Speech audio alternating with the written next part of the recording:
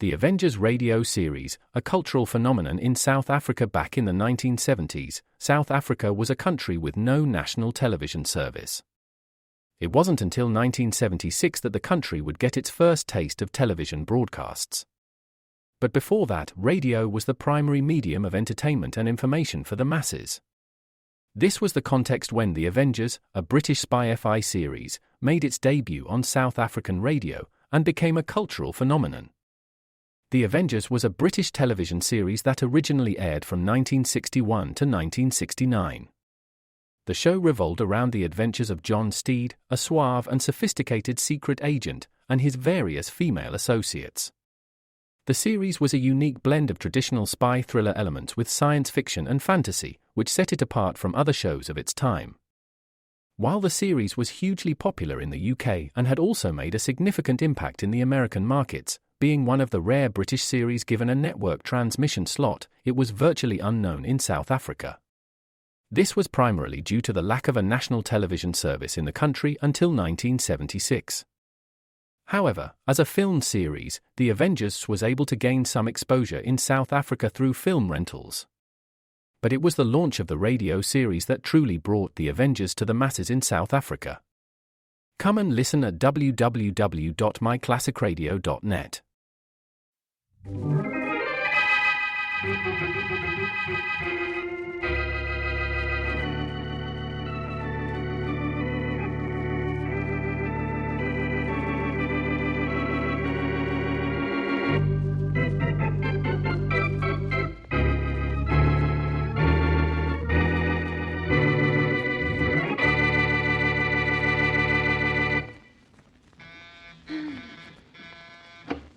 Yes? Oh, Mrs. Peterson, come on in. No, is your friend Boston Blackie with you? Why, no, he's not. Oh, well, then I want you to come over to my apartment right away, please, right away. Why, what's the matter? You know what the matter is. I've tried to tell you a dozen times. My husband's going to kill me. Oh, now, Mrs. Peterson, you know that. Please come over to my apartment.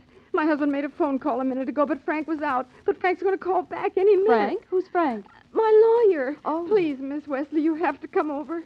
Maybe this phone call will prove to you that my husband's going to kill me. You've got to come, and you've got to help me. Well, all right, I'll come over with you. Come on, hurry up. Frank may call back any minute. Here's my apartment. I left the door locked. Now, Mrs. Peterson, if you keep this up, you're going to have a nervous breakdown.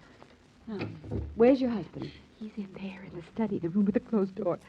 He's just waiting for that call. He's going to make plans to kill me, you'll see. Now, look, Mrs. Peterson, let's talk to your husband. Let's get this... so foolish, Miss Wesley. There's no use talking to him. He'll deny everything. Why can't you believe me? Why can't... Well, there's the call now. We can listen on the extension. You listen, Miss Wesley. Oh, all right, but I think this is silly. John? Oh, yes, Frank. I had a message that you called. What is it you want? I want to know a couple of things about my wife's life insurance policy. Uh-huh.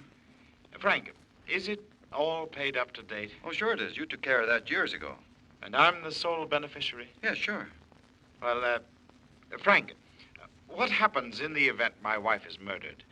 Do I still get the $100,000? Sure you do, John. Unless the police prove that you murdered her. Oh, I don't think the police will be able to prove anything like that. Oh? No. No, I don't think they'll ever prove that.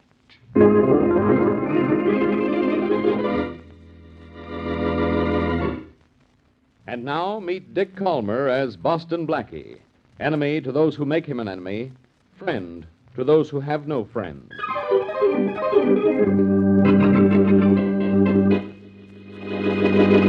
And Mary. Yes? You say you heard Mr. Peterson actually ask Mrs. Peterson's lawyer who would benefit from his wife's insurance policy in the event she was murdered? Yes, Blackie, in exactly those words. Mrs. Peterson, Yes? if you've known for a long time your husband planned to kill you, why didn't you go to the police? Oh, because that wouldn't have done any good. He would have denied everything, and then when the police let him go, he'd have killed me anyway. Oh, what am I going to do? Well, I told her to go to the police a month ago, Blackie, when she first told me she was afraid of her husband. You knew this a month ago, Mary, and you didn't tell me? I didn't take it seriously, Blackie. This is, well, not until I heard that phone conversation. Well, it's a lucky thing you did. Lucky. It wasn't luck, Blackie. I knew Frank was going to return my husband's call, so I went over and got Miss Wesley. Mrs. Peterson lives in the apartment across the hall. Oh, I see. Mrs. Peterson, why would your husband want to kill you? Well, I don't know unless... Unless what? Well, Blackie, you see, I'm a great deal older than my husband. 20 years older, to be exact. He's probably attracted to some younger woman. When we were first married, he was so kind and generous. Now he scarcely ever gives me any money, even though he's extremely wealthy. Has he ever told you he wanted to leave you or get rid of you? No. But he's very angry every time I ask him for money, and several times he became so angry he threatened to kill me. And now he's taking definite steps to do just that. Well, we're going to take a few steps ourselves. Right toward police headquarters.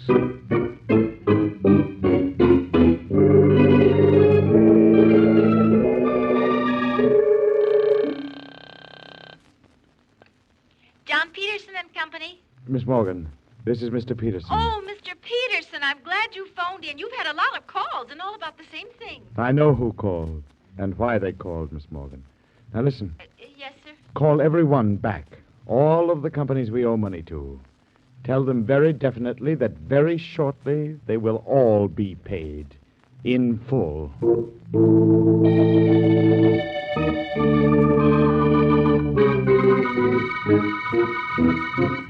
Inspector Faraday, you can arrest my husband for threatening to kill me? Well, I could have him locked up, Mrs. Peterson. Only this is a little out of my line. You see, this is the homicide department. But I'd rather prevent a murder than have to solve one. You mean you'd rather prevent one than have me solve it, Faraday? Oh, you're such a genius. You even know what I mean, even though I don't say it. Well, Quiet, Blackie. You sent some of your men to find Mr. Peterson, Inspector Faraday. How long do you think it'll take? Well, they'll bring him in any minute, Miss Wesley. In here? Now, he couldn't possibly know we're looking for him, unless he knows his wife went to Blackie and Blackie brought her to us. I doubt if he knows, Faraday. He doesn't know Mary overheard his conversation with Mrs. Peterson's lawyer. Inspector, can my husband really be sent to prison for threatening me? Well, of course. But we'll have to prove he's made plans and intends to carry them out. Well, But if what you say is... Come in. Here's John Peterson, Inspector Faraday. Thanks, Lawrence. Come on in, Peterson. What is this all about, anyhow? What's the idea of bringing... Hilda. I'll what are you ask doing all here? the questions, Peterson. That's all, Lawrence. Wait outside. Yes, sir. This your husband, Mrs. Peterson? Hilda, what is this? What are you Mr. doing? Peterson, your wife charges that you're plotting to kill her. She says I'm going to kill her. Mm-hmm.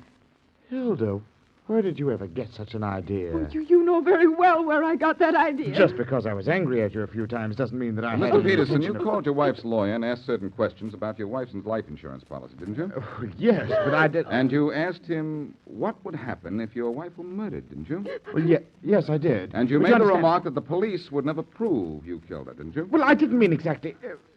well, how do you know all about that? Never mind how we know. Inspector Faraday, he's admitting that he plans to kill me, isn't he? No, I'd say so, Mr. no, Peterson. wait a minute. Now, Lawrence. Look, Lawrence. Look, wait a minute. Look here. Yes, Inspector? Take Peterson here out to the desk and book him for plotting the murder of his wife. Yes, sir. Come on, man. Will you let me explain? Will you let me tell you what I did mean? You're going to have plenty of chances to explain, Peterson. I'll be in to question him in a few minutes, Lawrence. Yes, sir. Come on, Mac, like a nice boy. All right. But, Hilda, you're going to be sorry you started all this. Very sorry. Mac, I said, come on. Oh, thank you, Inspector. Thank you very much. Now, don't thank me, Mrs. Peterson. Thank your husband. What he said in here proves what you say is true. Yes. But I think your worries are over now. Maybe not, Faraday. You may not be able to make a case against Peterson hold up in court. Why not? What motive does Peterson have to kill his wife? That $100,000 insurance policy. But Peterson's a rich man, Oh, Faraday. he wants to kill me so he can marry another woman.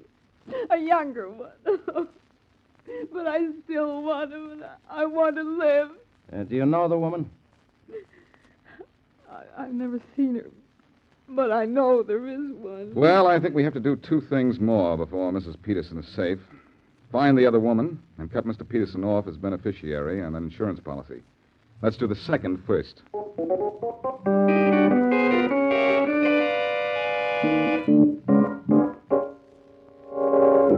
Frank, I want you to change the beneficiary on my insurance policy. You can do that, can't you? Oh, sure, Hilda, but I think you're very silly. John isn't going to kill you. Those two people waiting out in your reception room think he is. Mary Wesley and Boston Blackie. Miss Wesley heard what John asked you on the phone this afternoon, and her friend Boston Blackie took me to the police to have John arrested. John's been arrested? Yes. And Inspector Faraday had him locked up. Frank, you can cut John off from my insurance money. Oh, sure. You can change the beneficiary if you like. Well, I want it changed right now. Well, it can't be changed right now, Hilda. I'll have to contact the insurance company first. Oh, Oh. But I'll get to work on it first thing in the morning. Oh, well, John's in jail. Tomorrow will be time enough. Sure. Will you call me? Sure. Well, I think you're being very foolish. Those questions John asked me about the policy this afternoon were perfectly normal questions. Normal? What's normal about asking what would happen if I were murdered? It might be explained. You see, there are some policies that... I don't want to talk about it. I want to get it out of my mind. For the first time in weeks, I feel safe. That's because John's in jail. And as long as he's in jail, I'll feel safe. You say an Inspector Faraday is holding him? Yes, and I hope he holds him there forever. You'll phone me when you want me to sign the new policy, Frank? Yes, sure. Well, all right. I'll be at home then. Goodbye. Goodbye, Hilda. He wants to change.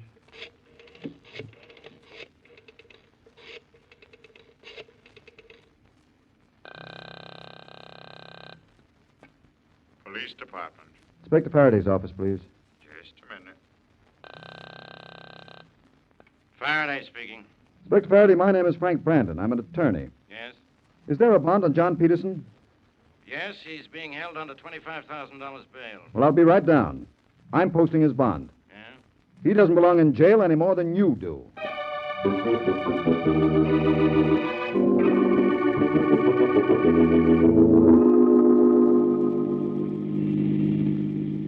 Thanks for bailing me out, Frank. I had to get you out of jail. Look, John, your wife's changing her insurance policy. You're not going to be her beneficiary much longer. I was afraid that would happen. It isn't already changed, is it? No, I can't get to the insurance company until tomorrow. You'll have to work fast. Don't worry. I've taken care of the most important detail already. I'll get that money yet.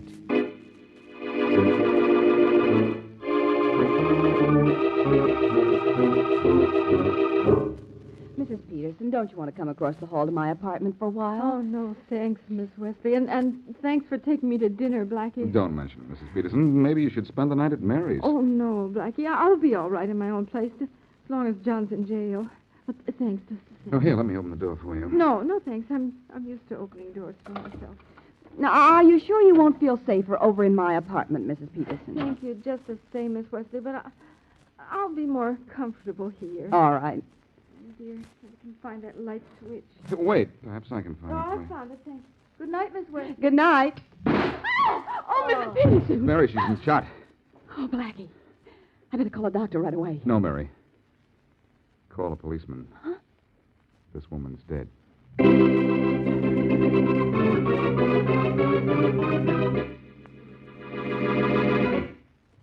And now back to Boston Blackie.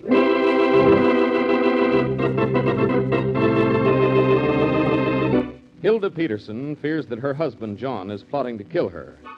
Boston Blackie's friend, Mary Wesley, overheard a phone conversation that corroborates Mrs. Peterson's feelings. With Blackie's aid, Mrs. Peterson has her husband arrested and then, at Blackie's suggestion, sees her lawyer to have her husband cut from all benefits from her $100,000 life insurance policy. The husband is later released on bail and his wife shot and killed, virtually in Blackie's presence. Blackie phones for Inspector Faraday, and as we return to our story, Blackie and Mary inspect the murder scene, preparing for the inspector's arrival. Be careful not to touch anything, Mary, until Faraday gets here. All right. But let's have a look at the rifle that killed Mrs. Peterson. Well, what's keeping it up against the wall like that, Blackie? Well, it's these tiny wires here. Huh? They're looped around the gun stock and the barrel of the rifle and then twisted around these picture hooks. Golly. The wire's so thin I could hardly see it, but I do now. The wire that's really hard to see is the one that runs from the trigger down to the light socket. Let me see something here. Hey, what are you doing, Blackie? I'm trying to sight down the barrel of the gun. Uh-huh. The rifle is aimed at the spot about a foot over the light switch on the other side of the room, and the trigger is wired to the light socket. When the light was switched on, the gun was fired. And poor Mrs. Peterson's head was just a little more than a foot higher than the switch on the wall. Let's go over and have a look at that light switch. Well, it's just an ordinary off and on switch, Blackie. That's right, but look at this. What? This pencil mark on the wall, as if someone were measuring a person's height. Yeah, it's obvious how this was set up. It is? How obvious? Well, I'll show you. I'll turn off the lights so that the room will be dark, the way it was when Mrs. Peterson walked in. Oh, gee, Blackie, I don't like being here in the dark. I'm going to turn the lights on. Mary, don't touch that switch! Mary, you could have been killed. I think I am. Did you have to push me so hard, Well, I had to Blackie? push you fast. Bullets don't travel slow motion, you know. Open up! Open up in there! It's Faraday. The door's open, Inspector. What's going on? It's all right, Faraday. The shot you just heard was an accident. An accident, huh? All right, what's it all about? It's about time you got here, Faraday. Now, Inspector Faraday, don't go saying that Blackie did this. Maybe I'll pin this on you, Miss Wesley. Oh. You have trouble trying to pin on your badge. Have a look around, boys. Okay. Well, Blackie, I guess you've smeared every fingerprint, removed every clue by this time, huh? No, everything just as it was when Mrs. Peterson was shot, Faraday. I imagine the gun rigged to the wall there is Peterson's. It has the initials JP on the stock. Huh? Peterson could have set this trap before you arrested him. Or after he got out on bail, which was a couple of hours ago. Peterson's been out of jail for 2 hours? Then he could have rigged up this rifle gimmick. Could have. The bullet hit Mrs. Peterson in the head, didn't it? Yes, That means the rifle was aimed by someone familiar with the dead woman's height.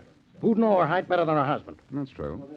The rifle was rigged by someone familiar with this room and the position of the light switch. That would be Peterson. I agree.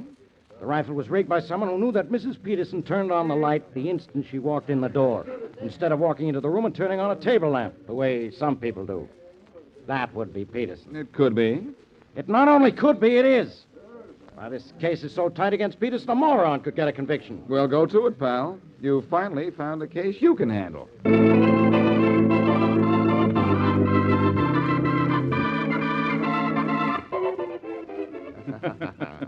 Well, John, here we are, back at my office. And I'll tell you now that it's over, I didn't think you'd be able to do it. I had to do it, Frank. It was the only way I could get my hands on that money. Sure, I know that. But, well, do you think you're safe? Safe? Of course I am. Who's going to find out? I don't know. I was just asking, that's all. Come in. Well, I come to your lawyer's office to ask about you, Peterson, and I find you instead. Oh? Getting lucky. I saw you in police headquarters. Who are you? I'm Boston Blackie. You're Peterson, so this must be Frank Brandon, right? Yes, you were here earlier today, weren't you? Mm-hmm. But I waited outside with a friend of mine while you and Mrs. Peterson talked shop. Now I've come to talk shop, too. My shop being murder. Good heavens, man. You don't believe my wife's fantastic story, do you? I have to believe your wife's fantastic murder, Mr. Peterson. What does that mean? Is Hilda dead? Yes, Brandon. Shot through the head by a bullet Oh, from no. John Peterson's hunting rifle. Oh, no, I don't believe it. You're a good actor, Peterson. But you're a poor murderer. Your fingerprints were all over the murder gun. Well, why shouldn't they be? I take it off the rack almost every night and look at it. It's one of my prized possessions. And you're a prize dope for going wife hunting with it. But I didn't kill my wife. She was shot exactly 45 minutes ago. It couldn't have taken more than 10 minutes to rig that gun. Killed her. Where were you about an hour ago? I'll tell you where I John, was. don't be a fool. You stay out of this, Frank. As your lawyer, I'm advising you to keep quiet. I will not John, I'm keep telling quiet. you not to do it. John, you mustn't. Frank, take your hands. There's only one way to shut you up, so this is it. No! Come on, cut it out. Come on, break it up, will you? I'm going He's not going to do that. It's Charlie. Brandon, maybe this will teach you it's not polite to interrupt when someone is talking. Frank! Want more? No. All right, then. Just sit there like a good boy while Peterson puts the finish on that story he was telling me. Now, where were you an hour ago, Peterson? At a friend's home.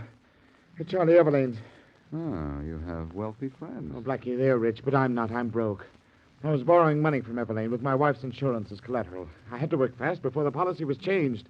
Everlane gave me $50,000, which will just keep my business from going on the rocks. John, you're a fool to tell all this. Frank? You can go to jail for what you did. No wonder you wanted to keep him quiet, Brandon. Frank, I'd rather go to jail for swindle than for murder. And will I go to jail now? My wife's policy is still made out payable to me. So it is, but... But a man can't benefit from a crime that he committed, Peterson. I didn't kill my wife. Then why were you so interested in knowing whether or not the policy would pay off in the event your wife was murdered? I wasn't interested. She was. She asked me to call Frank here and ask him all those questions, including what would happen if she were murdered. She asked you to phone, did she? Yes, and gave me a specific list of questions to ask. Well, obviously, she was worried about being murdered, and obviously, she was worried about being murdered by you. You still think I murdered her, do you? I know somebody close to her murdered her, and her husband is just... No, about- Hey, where do you think you're going? I'm going out of here. You can't frame me. John, don't be stupid. I guarantee I can stop you Let from go of moving. me. Oh, Blackie, let go of let you. go Oh, of me. Darnwell, please. Let me out of you. A few minutes are up. Come on, break it up there, both of you. Go. Who are you?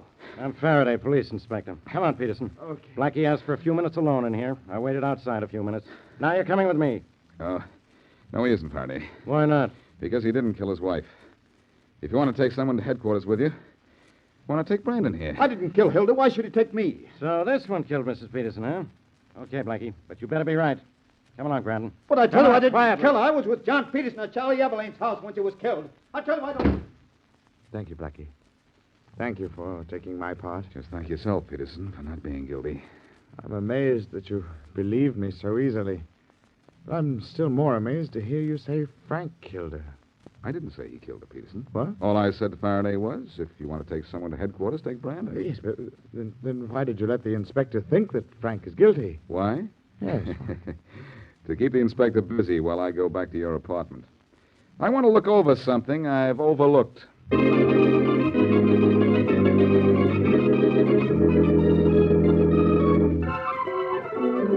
Oh, golly, Blackie. I've inspected every inch of this room so often I think I know it by heart. I think I do too, Mary.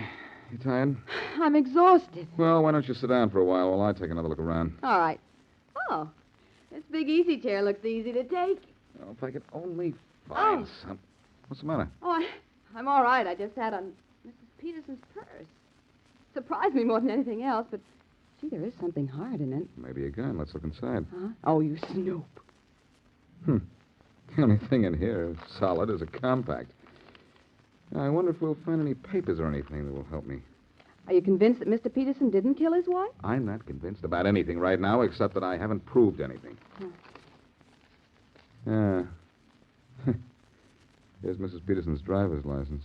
Yeah. Hilda Peterson, age 51, hair brown, eyes blue, weight 124, height 5 feet 5. Well, that's normal enough. Say, wait a minute. How tall are you? 5 feet 2. Come here a minute. Oh, and I was so comfortable. Well, this will just take a minute. Come over here to the wall where the light switch is. All right. Let's see where that pencil mark is I saw last time I was here. Oh, yes, here it is. I suppose Mrs. Peterson let her killer back her up against the wall to measure her. Well, she was measured for murder some way or other. Mary, back up against the wall and stand up there straight, will you? Okay. Yeah, like this? You're 5 feet 2? Uh-huh. Yeah. And then that pencil mark is just about 2 inches over your head. Oh, but Blackie, I have high heels on. Well, they're fairly high. Well, take off your shoes and let... Holy mackerel, Mary, I've got it. Let's get to Faraday right away. I know why Mrs. Peterson was killed and also who killed her.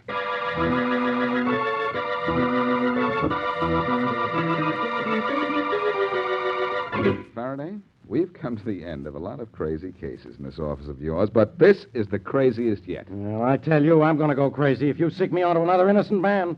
Brandon didn't kill Mrs. Peterson. I didn't say he did, Faraday. Mr. Peterson, may I ask you a question? Of course, Blackie. Did your wife know you were broke? No, she didn't. But she kept asking you for money, didn't she? Yes, and the only reason I didn't give it to her is because I didn't have it. But I didn't want her to know I didn't have it. I just didn't want her to worry. Well, she thought you had money, and that's why she wanted the police to think that you tried to kill her. But why? What could she gain? Yeah, that's a good question. Well, I think I have a good answer, Faraday. Mrs. Peterson thought her husband was rich. And she also thought she could railroad him into giving her as much money as she wanted. By claiming I tried to kill her? With proof. All she had to do was threaten to go to the police with evidence of the rifle and the bullet hole she thought was going to be in the wall. And you would have paid. I would have, if I'd had the money. She could have sent me to jail for years. For plenty of years. But look, this isn't getting us anywhere. If Peterson here didn't kill his wife, who did?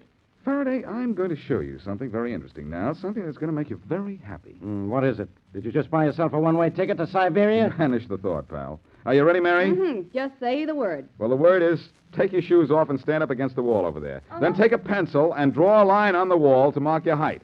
Okay, it's done. Oh, is the pencil level, Blackie? Yes, I think so. Hey, what is this? It's just a little demonstration, Faraday. There we are. See that pencil mark on the wall where Mary was just standing? Yeah, I see it. Well, there's one just like it on the wall over the light switch where Mrs. Peterson was standing when she was shot. I know, I saw it. So what? So do you mind if I put a bullet hole in your wall? I'll say I mind. Blackie, don't... Oh, gee, I'm sorry, Faraday. I didn't hear you in time. Now look at that nice clean hole that bullet made. Mary, are you putting your shoes back on? Yeah, Blackie. Blackie, do you realize you could have killed somebody? Well, do you realize I'm just about to show you how somebody was killed? See where that bullet hole is? Yes, I see where it is. In the wall. It's about an inch over the pencil line marking Miss Wesley's height, isn't it, Blackie? Well, at least you noticed it, Mr. Peterson. The bullet hit just where I aimed, about an inch over the line marking Mary's height. Blackie, I have my shoes on now. Swell, Mary. Now stand up against the wall again, will you? The same place you did before. Yeah. Blackie, if you're going to put more pencil marks and bullet holes... Hey, I can't even see the bullet hole now. Hey, Blackie, Mrs. Peterson was wearing high heels when she was killed. Now you're catching on fast, Inspector. And she was wearing flat heels when she measured herself against the wall and aimed that gun. Good heavens. You mean my wife killed herself? By accident, Peterson. Your wife was 5'5", wasn't she? Yes, she was. Well, that mark on the wall in your apartment is just a little over 5'5" from the floor. And the gun was aimed to fire just 1 inch over that. But in high heels, Mrs. Peterson was well over 5'5" tall, believe me. She was a good 5'8". Yeah, Miss Wesley is a good 5'5" in those shoes she's wearing. She'd be killed if you shot at that same mark now. Well, let's not demonstrate to prove that point, Blackie. Don't worry, we won't, Mary. Well, Faraday, are you satisfied? Maybe. Just one more point. Why did Mrs. Peterson plan to have herself shot at when she knew her husband was in jail? Well, that would clear him. Oh, she took care of that little detail by informing her lawyer, or rather, informing her lawyer her husband was in jail. She knew the lawyer would get him out on bail right away, which is exactly what he did. It's quite a plan that woman had, huh, Blackie? She didn't plan so well, Faraday. Look where she is now, in a cemetery. She started out with a plan and wound up with a plot.